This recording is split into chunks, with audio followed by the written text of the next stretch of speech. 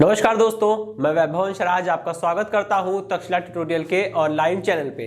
दोस्तों, आज हम लोग बात करेंगे क्लास 12 के फिजिक्स के चैप्टर नंबर 9 के बारे में, जिसका नाम है किरण प्रकाशिकी एवं प्रकाशिकी यंत्र। इसमें दोस्तों हम लोग लेक्चर 9.17 तक कंप्लीट कर चुके थे। आज हम लोग बात करेंगे अपने नेक्स्ट लेक्चर यानी कि लेक्चर 9.18 के बारे में। तो दोस्तों, आज के लेक्चर का जो हमारा पहला टॉपिक है वो है प्रकीर्णन। देखिए दोस्तों, अगर हम बात करते हैं प्रकीर्णन की, तो प्रकीर्णन एक बहुत सी सामान्य सी घटना है। ठीक है, सामान्य सी घटना है और घटती भी है, लेकिन वो बात अलग है कि हम उसे पहचान नहीं पाते, हम उसे समझ नहीं पाते हैं। ठीक है, तो आज के टॉपिक में हमें प्रकीर्णन के बारे में पढ़ना है।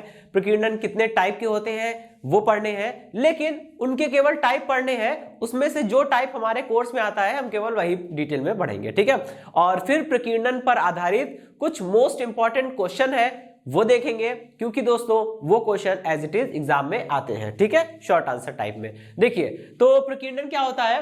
प्रकीर्णन शब्द का मतलब अगर हम लोग देखें, अगर हम लोग उसका शाब्दिक अर्थ देखना चाहते हैं, तो वो दोस्तों क्या होता है। प्रकीर्णन का मतलब होता है फैलाना। ठीक है, स्कैटर्ड, आपने इंग्लिश में से स्कैटरिंग बोलते हैं। स्कैटर्ड का मतलब होता है फैला हुआ, स्कैटरिंग का मतलब होता है फैलाना। ठीक, तो यहाँ पे ऐसा ही होता है। कहते हैं कि अगर हम बात करें किसी, देखिए यहाँ पे हम लोग किरण प्रकाश की पढ़ रहे हैं। ठीक है, हमारे चैप्टर का नाम क्या है, किरण प्रकाश की। तो ये तो सभी लोग जानते हैं, आप सभी लोग जानते हैं कि इस चैप्टर में हम लोग केवल और केवल प्रकाश और उसके प्रभाव, उसके गुणों के बारे में बात करेंगे। ठीक है, क्योंकि प्रकाश की यही तो होती है, जब हम लोग यानी कि फिजिक्स में जब हम लोग प्रकाश और उसके प्रभाव या उसके गुणों के बारे में बात करते हैं, तो वो हिस्सा क्या कहलाता है, प्रकाशिकी कहलाता है। ठीक है, चलिए अब हम बात कर रहे हैं प्रकाशिकी की। तो दोस्तों, ये जो प्रकाशिकी है, ठीक है, इसमें होता क्या है, इसमें हमको प्रकाश के बारे में बात करनी है। तो प्रकाश में ही ये गुण देखा जा सकता है। ठीक है, अब इसका मतलब ये नहीं है कि केवल प्रकाश में ही प्रकीर्णन देखा जाएगा। प्रकीर्णन जो है वो तरंगों का गुण होता है, तरंगों में देखा जा सकता है। ठीक है, और प्रकाश भी क्या है, एक प्रकार की तरंग है। ठीक है, प्रकाश एक तरंग है, विद्युत चुंबकीय तरंग का ही तो एक रूप है ना प्रकाश। ठीक है, तो प्रकाश भी क्या हो गई, प्रकार की तरंग हो गई। अच्छा, तो प्रकीर्णन ये होता है, कहते हैं जब प्रकाश किसी ऐसे माध्यम पर गिरता है या ऐसे माध्यम में गति करता है जिस माध्यम के कणों का आकार, जिस माध्यम के कणों का आकार जो होता है दोस्तों, वो क्या हो जाए, प्रकाश की तरंगदैर्ध्य या तरंग की तरंगदैर्ध्य लैम्डा के लगभग बराबर हो जाए। ठीक है, आपको पता है कि अलग अलग तरंगों के लिए तरंगदैर्ध्य अलग अलग हो सकती है। अगर कोई तरंग, स्पेशली यहां पे प्रकाश के बारे में बात कर रहा हूं, ठीक है, यदि प्रकाश किसी ऐसे माध्यम में गति करता है या ऐसे माध्यम में गिरता है जिसके कणों का आकार प्रकाश की तरंगदैर्ध्य के कोटि का होता है, मतलब उसके बराबर का होता है। ठीक है, एग्जैक्ट बराबर नहीं लेकिन लगभग बराबर। ठीक है, तब क्या होता है, माध्यम के वो कण प्रकाश को अवशोषित कर लेते हैं। पहले तो अवशोषित कर लेंगे, फिर क्या होगा, फिर बहुत ही अत्यंत सूक्ष्म समय अंतराल के बाद वो क्या करेंगे, उसी प्रकाश को जिसको उन्होंने अवशोषित किया था, उसी प्रकाश को सभी संभव दिशाओं में क्या करेंगे, विकृत करना शुरू कर देंगे। ठीक है, प्रक्षेपित करना शुरू कर देंगे, उत्सर्जित करना शुरू कर देंगे। और इसी को हम लोग, इसी घटना को पूरी घटना को हम लोग क्या बोलते हैं, प्रकीर्णन बोलते हैं। ठीक, तो एक बार इसको डेफिनेशन में अगर लिखना है, समझना है, तो क्या बोलेंगे कि जब प्रकाश किसी ऐसे माध्यम पर आपतित होता है जिसके कणों का आकार प्रकाश की तरंगदैर्ध्य की कोटि का होता है, तब माध्यम के कण प्रकाश का अवशोषण करके अत्यंत अल्प समयांतराल के पश्चात सभी संभव दिशाओं में विकिरित कर देते हैं, और इस घटना को हम लोग बोलते हैं विकिरण। ठीक है, सॉरी, इस घटना को हम लोग बोलते हैं प्रकीर्णन। तो ये जो प्रकीर्णन है वो समझ में आ गया कि पहले प्रकाश को अवशोषित करना है, फिर उसको विकृत कर देना है, फिर उसको रेडिएट कर देना है, वापस सभी संभव दिशाओं में प्रक्षेपित कर देना है। ठीक है, तो ये हुआ पूरा प्रकीर्णन। अब देखिए, ये प्रकीर्णन जो है दोस्तों वो 3 प्रकार के होते हैं। ठीक है, पहला होता है रेले प्रकीर्णन, दूसरा है कॉम्पटन प्रकीर्णन और तीसरा है रमन प्रकीर्णन। ठीक है, यहां पे देखिए ये जो आगे लिखा है, जैसे ये लिखा है रेले प्रकीर्णन, ये लिखा है कॉम्पटन प्रकीर्णन, ये लिखा है रमन प्रकीर्णन। ठीक है, तो मैं आपको बता दूं ये सारे साइंटिस्ट के नाम है। ठीक है, रेले नाम के एक साइंटिस्ट थे। ठीक है, उन्होंने क्या किया, इस तरह की प्रकीर्णन को, रेले प्रकीर्णन को किसने खोजा था, रेले ने खोजा था। ठीक है, कॉम्पटन प्रकीर्णन को कॉम्पटन ने देखा था सर्वप्रथम। ठीक है, और रमन प्रकीर्णन को हमारे साइंटिस्ट, हमारे देश के साइंटिस्ट, इंडिया के साइंटिस्ट डॉक्टर सीवी रमन ने देखा था। ठीक है, तो ये जो आगे लिखे हैं वो साइंटिस्ट के नाम है जिन्होंने इसको खोजा था, इसका इन्वेंशन किया था। ठीक है, अच्छा अब सबसे पहले ये जान लीजिए कि ये जो रेले स्कैटरिंग है हमारे कोर्स में केवल यही है। ठीक है, कॉम्पटन स्कैटरिंग हमारे कोर्स में अभी नहीं है और रमन स्कैटरिंग भी हमारे कोर्स में अभी नहीं है। ठीक है, कॉम्पटन स्कैटरिंग आपको हायर स्टडीज में पढ़ने को मिलेगी और रमन स्कैटरिंग भी आपको हायर स्टडीज में पढ़ने को मिलेगी। बस हम लोग ये समझ लेंगे कि ये होती क्या है। ठीक है, बाकी डिटेल में हम लोग इनके बारे में बात नहीं करेंगे। अभी हम लोग केवल इतना जान लेंगे कि कैसे हम लोग पहचानेंगे कि कौन सी स्कैटरिंग रिले स्कैटरिंग है, कौन सी कॉम्पटन है और कौन सी रमन है। ठीक है, चलिए देखिए दोस्तों, अब यहां पे दो चीजें होती है। पहली चीज तो जब प्रकाश किसी माध्यम के कण पर गिरेगा तो माध्यम कण उसे अवशोषित कर लेगा। ठीक है, अवशोषित करने के बाद बहुत थोड़े समय अंतराल के पश्चात वो तुरंत क्या करेगा, उत्सर्जित भी कर देगा। तो यहां पे दो चीजें देखनी है। जब प्रकाश कण पर गिर रहा है तो वो है आपतित प्रकाश। ठीक है, और आपतित प्रकाश की तरंगदैर्ध्य क्या है। ठीक, फिर इसके बाद जब उस कण ने प्रकाश को अवशोषित करने के बाद पुनः उत्सर्जित कर दिया है तो उत्सर्जित वो सभी संभव दिशाओं में प्रकाश को उत्सर्जित करेगा और उत्सर्जित प्रकाश की तरंगदैर्ध्य को हम लोग क्या बोल सकते हैं, उत्सर्जित प्रकाश की तरंगदैर्ध्य को हम लोग बोल सकते हैं प्रकीर्णित प्रकाश। ठीक है, प्रकीर्णित प्रकाश की तरंगदैर्ध्य। तो हमको ये देखना है कि जो प्रकाश गिरा था, जो प्रकाश आपतित हुआ था, उसकी तरंगदैर्ध्य क्या है, और जो प्रकाश विकृत हो रहा है, उत्सर्जित हो रहा है सभी संभव दिशाओं में, उसकी तरंगदैर्ध्य क्या है। ठीक है, इसी के आधार पे हम इस चीज का निर्धारण करेंगे कि प्रकीर्णन जो है वो रेले प्रकीर्णन है, कॉम्पटन प्रकीर्णन है या रमन प्रकीर्णन है। ठीक है, कहते हैं अगर अब हम लोग तीनों में अंतर समझेंगे और ये जानेंगे कि कैसे हम पहचान सकते हैं कि कौन सा प्रकीर्णन रेले प्रकीर्णन है, कौन सा कॉम्पटन प्रकीर्णन है और कौन सा रमन प्रकीर्णन है। देखिए दोस्तों, मैंने आपको यहाँ पे दो चीजों के दो टर्म से परिचित कराया।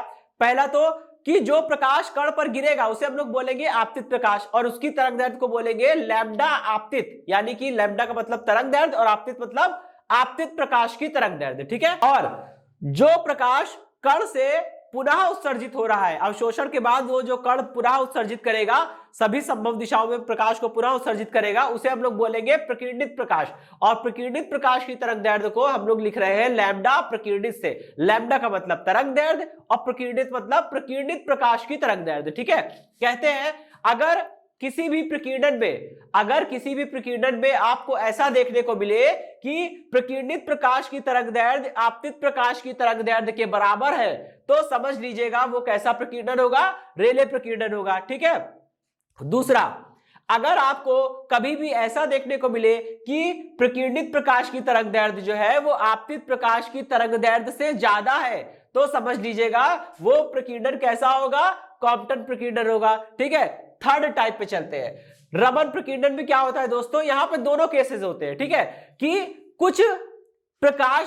कुछ प्रकीर्णित प्रकाश तो ऐसे होते हैं जिनकी तरंगदैर्ध्य आपतित प्रकाश की तरंगदैर्ध्य से ज्यादा होती है, लेकिन उसी के साथ कुछ प्रकाश यानी कुछ प्रकीर्णित प्रकाश ऐसा भी मिलेगा आपको जिसकी तरंगदैर्ध्य आपतित प्रकाश की तरंगदैर्ध्य से कम होती है। ठीक है, इसमें रमन स्कैटरिंग में हमको स्टोक्स और एंटी स्टोक्स लाइन मिलती है। ठीक है, एंटी स्टोक्स की एनर्जी ज्यादा होती है, स्टोक्स की एनर्जी कम होती है। खैर अभी हम उसकी बात नहीं करेंगे क्योंकि वो हमारे सिलेबस में अभी नहीं है। ठीक है, तो बस इतना सुन लीजिए, इतना भी काफी है। ठीक है, बुक में कॉम्पटन प्रकीर्णन और रमन प्रकीर्णन का नाम भी नहीं, जिक्र भी आप नहीं पाएंगे। ठीक है, लेकिन अभी यहाँ प्रकीर्णन की बात हो रही थी तो हमने पूरा एक्सप्लेन कर दिया। ठीक है, अभी इसके बारे में और उसके बारे में परेशान होने की जरूरत नहीं है क्योंकि आपके कोर्स में केवल रेले प्रकीर्णन है। ठीक है, तो रेले प्रकीर्णन समझ में आ गया। अच्छा, अब रेले ने जो अगर आपसे एक नंबर का क्वेश्चन आ जाए, पूछेगा रेले प्रकीर्णन क्या होता है, तो सबसे पहले आप प्रकीर्णन की परिभाषा देंगे कि जब प्रकाश किसी ऐसे माध्यम पर आपतित होता है जिसके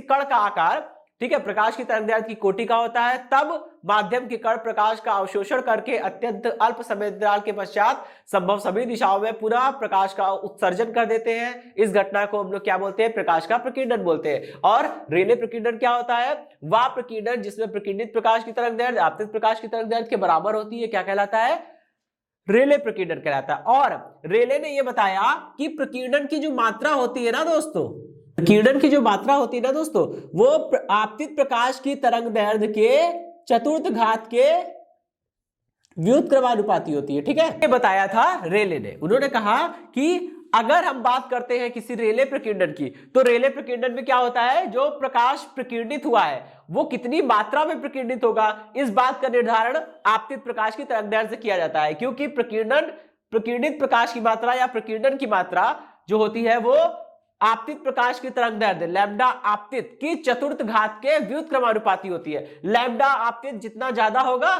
प्रकीर्णित प्रकाश उतना कम होगा, उल्टा लैम्डा आपतित जितना कम होगा प्रकीर्णित प्रकाश उतना ज्यादा होगा। ठीक है, चलिए ओके। अब दोस्तों हम लोग आगे बढ़ते हैं और इस पे आधारित हम लोग ने बोला था कि कुछ क्वेश्चंस देखेंगे, ठीक है, जो कि एग्जाम में एज इट इज आते हैं शॉर्ट आंसर टाइप क्वेश्चन में। ठीक है, तो चलिए उस क्वेश्चन को देखते हैं। ये प्रकीर्णन टॉपिक जो हमने पढ़ा था उस पे आधारित दो क्वेश्चन बताने की हमने बात कही थी। उसमें जो पहला क्वेश्चन है वो है दिन के समय आसमान नीला क्यों दिखाई देता है। ठीक है, ये जो क्वेश्चन है ये इंपॉर्टेंट है। ठीक है, आया है, आप अनसॉल्व देखेंगे उसमें आया होगा। ठीक है, और ये क्वेश्चन 2 मार्क्स या 2 मार्क्स या 3 मार्क्स में आता है। ठीक है, अच्छा अब ये क्वेश्चन की अगर हम बात करें तो ये बात सच है ना, कि दिन में आसमान हमको नीला दिखाई देता है। और यहां पूछा गया क्यों दिखाई देता है, मतलब वो आपसे कारण जानना चाह रहे हैं। तो इसका कारण इतना होता है कि आसमान हमें दिन के समय नीला दिखाई देता है प्रकीर्णन के कारण। तो क्या केवल इतना आंसर लिख देंगे कि इसका आंसर में ये थोड़ा लिख देंगे कि प्रकीर्णन के कारण दिन में आसमान नीला दिखाई देता है। यहां पे 2 मार्क्स या 3 मार्क्स का क्वेश्चन है तो आपको पूरा एक्सप्लेन करना पड़ेगा। ठीक है, अच्छा अब आइए समझते हैं। ठीक है, समझते हैं। देखिए दोस्तों, ये है हमारा सन। ठीक है, हम सभी जानते हैं कि हमें एनर्जी कहां से मिलती है, सन से मिलती है। ठीक है, अब देखिए दोस्तों अब आप ये मत समझिएगा कि सन बड़ा है अर्थ छोटी है, लेकिन फिर भी मैंने सन को छोटा बनाया अर्थ को बड़ा बनाया है। ठीक है, मैंने जानबूझ के ऐसा इसलिए किया है क्योंकि हमें यहाँ पे अर्थ वाला पोर्शन जो है वो थोड़ा सा डिटेल में एक्सप्लेन करना है। ठीक है, सन से केवल हमें रेडिएशन निकालना है, इसलिए उसे छोटा सा बना दिया है। बाकी हम सभी जानते हैं कि सन बड़ा होता है अर्थ छोटे। ठीक है, अर्थ की तुलना में सन काफी। दोस्तों ये है हमारा सन। ठीक है, यहां से रेडिएशन निकलेंगे। अब देख के लग रहा होगा कि सन से हीट निकल रही है। अब देखिए यहां पे होता दरअसल ऐसा है कि सन हमसे बहुत दूर है। ठीक है, इसलिए वो हमें काफी छोटा भी दिखाई देता है, जबकि वो है बहुत बड़ा, पृथ्वी से कई गुना बड़ा है। ठीक, चलिए अभी हम लोग इस पे नहीं जाते हैं, हम लोग अपने क्वेश्चन पे रहते हैं कि नीला क्यों दिखाई दे रहा है आसमान। ठीक है, चलिए तो दोस्तों दिन के समय क्या होता है, दिन के समय सूर्य निकलता है। बात सही है, दिन के समय सूर्य निकलता है और रात के समय हमें चांद दिखाई देता है। दिन की अगर हम बात कर रहे हैं तो जब सूर्य निकलता है दोस्तों, तो मैंने आपको बताया था सूर्य से आने वाला प्रकाश कैसा होता है। सूर्य से आने वाला प्रकाश जो होता है वो प्योर व्हाइट लाइट होती है। ठीक है, प्योर व्हाइट लाइट होती है जिसमें कि 7 अलग अलग कलर होते हैं। कौन कौन से, violet, indigo, blue, green, yellow, orange और रेड। ठीक है, तो सूर्य से निकलने वाला प्रकाश कैसा होता है, प्योर व्हाइट लाइट होता है। प्योर व्हाइट लाइट में 7 डिफरेंट टाइप के कलर्स जो होते हैं वो आपस में मिक्स्ड होते हैं। ठीक है, तो लेकिन आपको यह भी पता होगा कि अगर हम बात करें सूर्य और पृथ्वी के बीच में बहुत बड़ी गैपिंग है, और सूर्य और पृथ्वी के बीच में क्या है, कुछ नहीं है, निर्वात है। ठीक है, आपको पता है कि हम लोग अर्थ नाम के किसी प्लेनेट पर रहते हैं जिसे हम लोग पृथ्वी भी कहते हैं हिंदी में। ठीक है, पृथ्वी क्या है, वो एक ग्रह है जिसपे हमारा घर है, पूरा हमारा परिवार, पूरा परिवेश बसा हुआ है। ठीक है, तो अर्थ प्लेनेट जो है उसके चारों ओर वायु है। ठीक है, तभी तो हमें ऑक्सीजन वगैरह मिल जाती है। अब ये जो वायु है वो केवल पृथ्वी की सतह के कुछ किलोमीटर ऊंचाई तक ही है। ठीक है, कहते हैं अगर पृथ्वी की सतह से 8-10 किलोमीटर ऊंचाई पर चले जाइए तो उसके और ऊपर जाने पर क्या होगा, हमें प्रॉब्लम होगी, हम सांस नहीं ले पाएंगे। ठीक है, हमें ब्रीथिंग की प्रॉब्लम होगी। क्यों, क्योंकि वहां पे एटमॉस्फेरिक रेंज जो है वो खत्म हो जाती है, यहाँ पे वायुमंडल खत्म हो जाएगा। ठीक है, तो उसके आगे क्या होगा, पृथ्वी से कुछ दूरी ऊंचाई पर चलने पर ही वायुमंडल रहता है, उसके बाद वायुमंडल खत्म हो जाता है। 8-10 किलोमीटर के बाद वायुमंडल आपको नहीं मिलेगा, तो उसके बाद बहुत सारी दूरी चलनी पड़ेगी, तब जाके हम सन पर पहुंचेंगे। ठीक है, तो पृथ्वी और सूर्य के बीच में जो बहुत बड़ी गैपिंग होती है उसमें बहुत अधिकांश भाग जो होता है वो तो निर्वात से भरा होता है, वहां कुछ होता ही नहीं है। और जो एटमॉस्फेयर है, जो वायुमंडल है, वो पृथ्वी की सतह के 8-10 किलोमीटर ऊंचाई तक ही है, उसके आगे नहीं है। अब यहाँ पे बात ये होती है, जब सूर्य का प्रकाश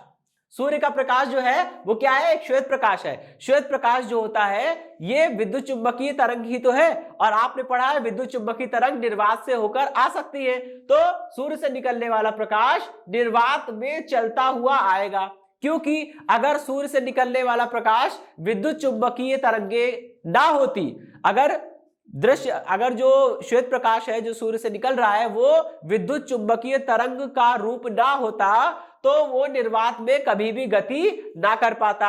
लेकिन सूर्य से निकलने वाला प्रकाश जो है वो निर्वात में गति करता हुआ आएगा। कहां तक आएगा, पहले तो निर्वात में गति करेगा, तब तक कोई दिक्कत नहीं है। जैसे ही वो वायुमंडल में प्रवेश करेगा, ठीक है, जैसे ही सूर्य से निकलने वाला प्रकाश वायुमंडल में प्रवेश करेगा, वायुमंडल में क्या होगा, वायु की, ठीक है, अलग अलग गैसों के कण होंगे, और आपको पता है अलग अलग गैसों के कणों का आकार भी अलग अलग होगा, ठीक है। लेकिन वे कण जिनका आकार प्रकाश की तरंगदैर्घ्य की कोटि का होगा, क्या होगा, वो कण क्या करेंगे, प्रकाश को प्रकीर्णित करेंगे, ठीक है। और यहाँ पे रेले प्रकीर्णन की घटना होती है। तो रेले ने बताया था कि जो प्रकीर्णन की मात्रा होती है दोस्तों, प्रकीर्णन की जो मात्रा होती है दोस्तों, वो आपतित प्रकाश की तरंगदैर्घ्य, ठीक है दोस्तों, रेले ने बताया था कि प्रकीर्णित प्रकाश की मात्रा या प्रकीर्णन की जो मात्रा होती है वो आपतित प्रकाश की तरंगदैर्घ्य की चतुर्थ घाती के व्युत्क्रमानुपाती होती है, ठीक है। यानी कि प्रकीर्णन की मात्रा व्युत्क्रमानुपाती है लैम्डा की पावर 4 के, ठीक है। अच्छा, तो जैसे ही सूर्य का प्रकाश वायुमंडल में प्रवेश करेगा, क्या होगा, वहां पे वो अपने घटक रंगों में परिवर्तित हो जाएगा, ठीक है। आप समझिएगा, श्वेत प्रकाश जो होता है वो 7 रंग के प्रकाशों से मिलकर बना होता है। सबसे कम तरंगदैर्घ्य किसकी होती है, बैंगनी रंग की, ठीक है, मिनिमम। और लैम्डा मैक्सिमम किसका होता है, लाल रंग का। इतना तो आपको पता ही होगा, ठीक है, प्रिज्म पढ़ाते वक्त मैंने आपको बताया था। तो दोस्तों कहते हैं, रेले ने कहा था जिसकी तरंगदैर्घ्य सबसे कम होगी वो रंग, यानी कि वो प्रकाश सबसे ज्यादा प्रकीर्णित होगा। तो आपको पता है, मैं आपको ये भी बता चुका हूं कि अगर इन 7 रंगों को मिला दिया जाए, ठीक है, इन 7 रंगों के प्रकाश को मिला दिया जाए, विबग्योर को मिला दिया जाए, तो एक व्हाइट लाइट बन जाती है। इसका उल्टा, अगर व्हाइट लाइट में से कोई एक रंग अलग कर लिया जाए तो व्हाइट लाइट नहीं रहती, वो कलरफुल हो जाएगी, ठीक है। इसे ही तो हम लोग कॉम्प्लीमेंट्री कलर बोलते हैं, ठीक है।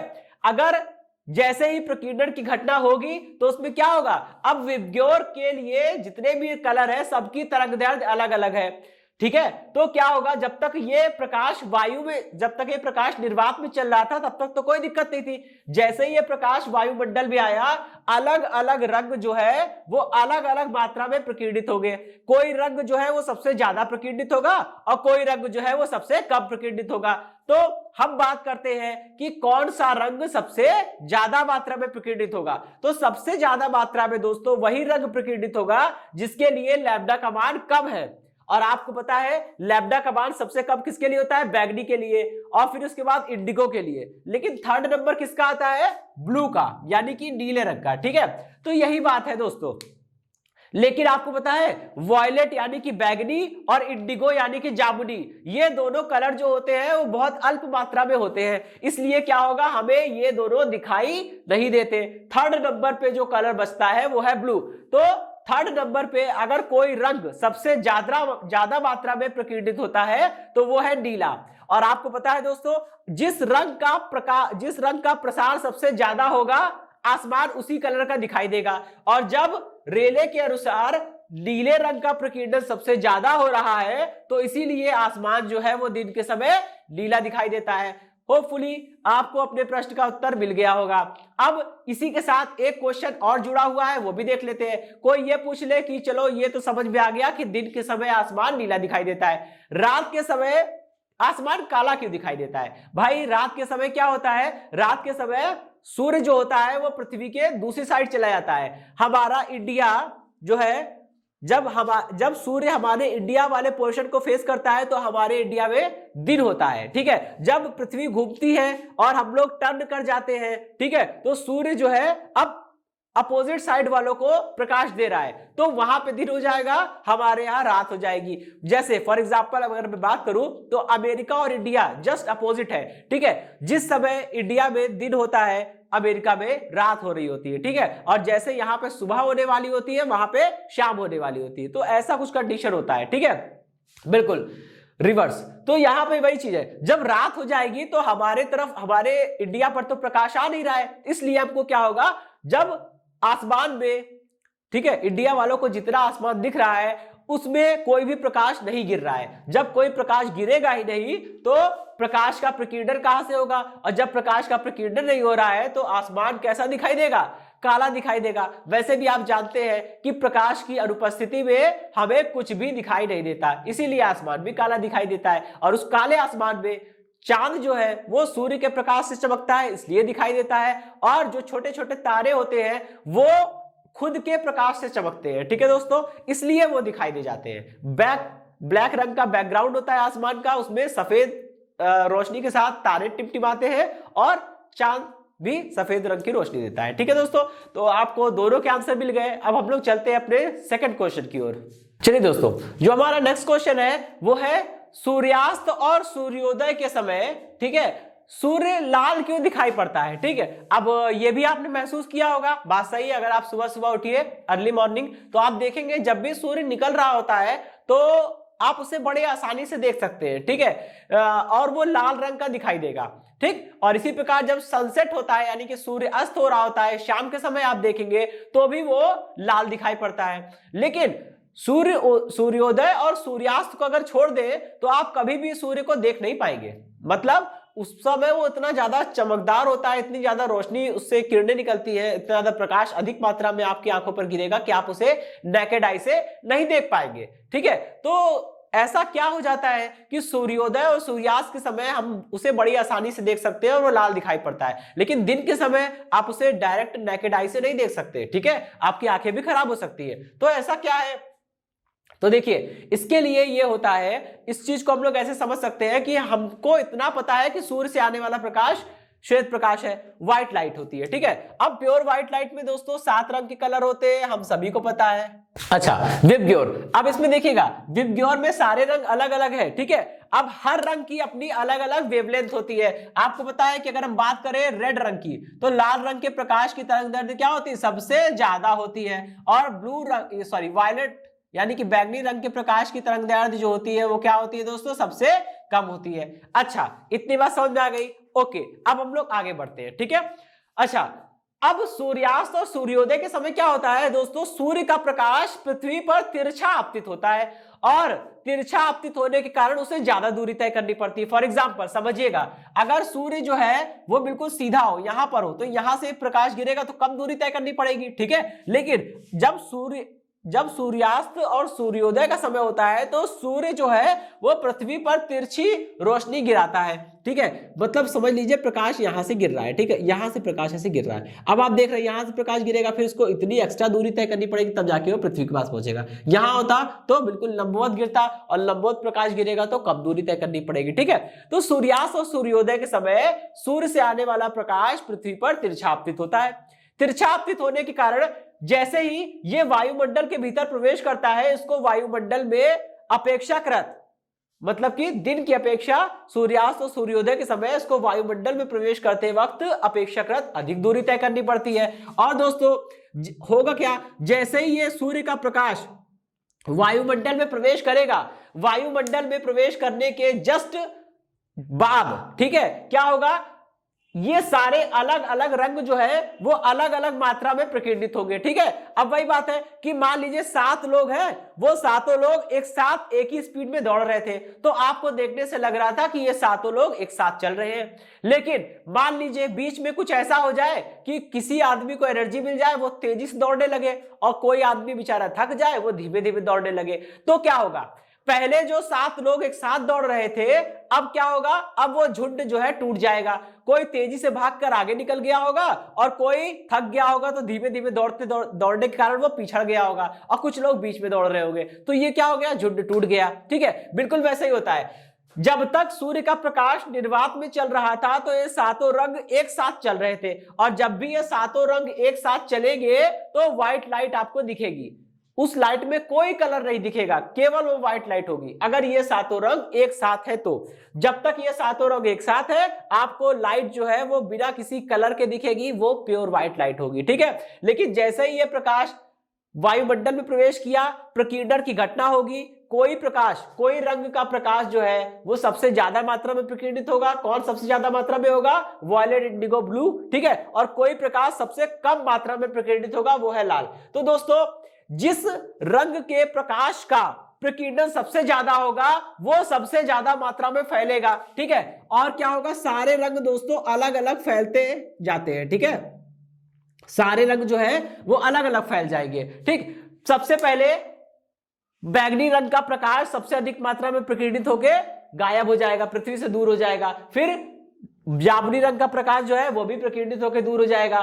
ब्लू, नीले रंग का प्रकाश भी दूर हो जाएगा। इसके बाद जो है वो ग्रीन यानी कि हरे रंग का प्रकाश की बारी आती है, वो भी चौथे नंबर पे वो प्रकीर्णित होकर निकल जाएगा। पांचवें नंबर पे येलो, छठे नंबर पे ऑरेंज, और सबसे कम मात्रा में जो प्रकाश प्रकीर्णित होगा वही बेचारा जो है वो पृथ्वी तक पहुंचेगा। इसीलिए पृथ्वी तक पहुंचने वाला प्रकाश सूर्यास्त और सूर्योदय के वक्त सूर्य से आने वाला केवल लाल रंग का प्रकाश जो है वही पृथ्वी तक पहुंचता है। बाकी सारे प्रकाश जो है वो वायुमंडल के कणों के द्वारा प्रकीर्णित होकर अलग हो जाते हैं, पृथ्वी पर नहीं पहुंचते। इस केस में क्या होता है? इस केस में पृथ्वी पर सूर्य का केवल लाल रंग का प्रकाश आपतित होता है, इसीलिए वो हमें लाल दिखाई देता है, ठीक है। अब समझिए, अगर कोई बल्ब लाल रंग की रोशनी दे तो आपको वो लाल रंग का बल्ब दिखेगा।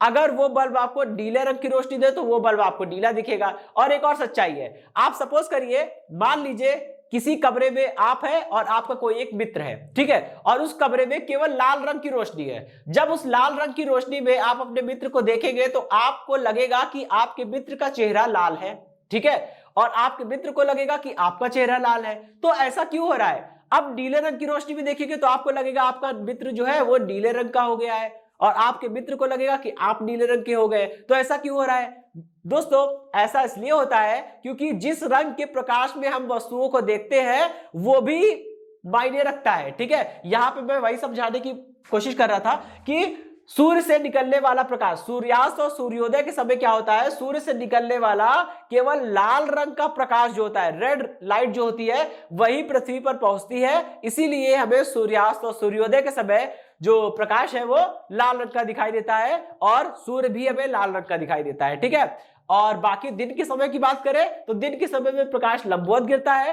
तो इस तरह की घटनाएं नहीं होती कि बाकी सारे रंग प्रकीर्णित होकर बहुत दूर चले जाए और लाल रंग का प्रकाश पृथ्वी पर आए, ठीक है दोस्तों। तो इसी के साथ ये क्वेश्चन समाप्त हुआ और ये टॉपिक एंड होता है। इस सेशन से जुड़े नोट्स प्राप्त करने के लिए डिस्क्रिप्शन में दिए गए लिंक पर जाके क्लिक कीजिए। ओके दोस्तों, आज के सेशन में इतना ही, मिलता हूं नेक्स्ट सेशन में। धन्यवाद।